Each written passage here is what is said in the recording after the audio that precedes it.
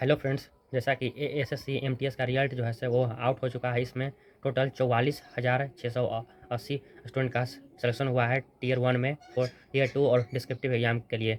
इसमें मेरा जो स्कोर कार्ड है एसएससी एमटीएस का उसको मैं दिखाऊंगा। उससे पहले कुछ फैक्ट्स के बारे में बात हम कर लेते हैं। 44,680 बच्चों का जो सिलेक्शन हुआ है टायर 1 में, उसमें सबसे ज़्यादा स्टूडेंट है वो जनरल से हैं, उसके बाद उनका जो ओबीसी से है, उसके बाद एससी से, उसके बाद ईडब्ल्यूएस से, और सबसे जो कम स्टूडेंट हुआ है वो एसटी से सिलेक्शन इनका हुआ है। उसके बाद हम देखते हैं कि सबसे ज़्यादा मैक्सिमम जो स्कोर कार्ड जो आया उसमें जो राम मार्क्स बनाया था उसके आधार पर जो सबसे फाइनल जो आंसर किया है स्कोर कार्ड, उसमें 14 मार्क्स का डिफरेंस सबसे ज़्यादा देखने को मिला है। यानी जो स्टूडेंट का जिनका एवरेज स्कोर शिफ्ट का कम था लेकिन वो ज़्यादा स्कोर करके आए, उनका 14 मार्क्स सबसे हाईएस्ट बढ़ा है, अभी तक इंक्रीज हुआ है राम मार्क्स में। और सबसे जो लोएस्ट देखे तो उसमें 4 से 5 मार्क्स अभी तक डिक्रीज हुए हैं मैक्सिमम।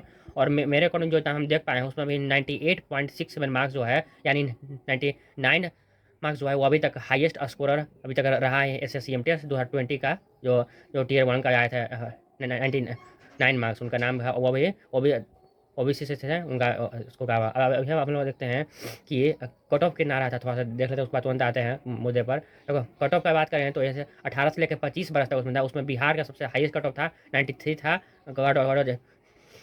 जिला कट ऑफ था 93 था। उसके बाद और महाराष्ट्र गुजरात का जो कट ऑफ था वो 70 मार्क्स था। और अब जबकि वहीं देखें 18 से लेकर 27 ईयर्स में देखें तो वहाँ पर मैक्सिमम कट ऑफ था वो फिर से बिहारी का था, वो था 87 था जनरल का। और जितना और लोएस्ट देखा तो वो मराठा का था 72 था। और चलिए हम अपने हम स्कोर कार्ड पर स्कोर कार्ड है। मेरा नाम Rahul Kumar, category EWS, state Bihar, date of birth 16/12/1996।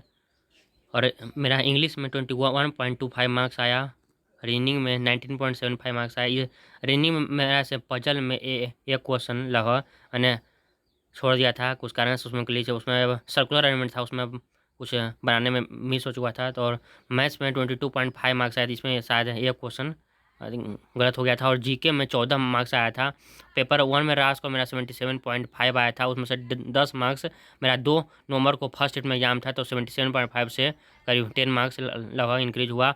और जीके में बता दें कि जीके में जैसे चांस था ना कि 3 क्वेश्चन पर संशय था, बताया भी था उस समय जब आंसर क्या आया था तब।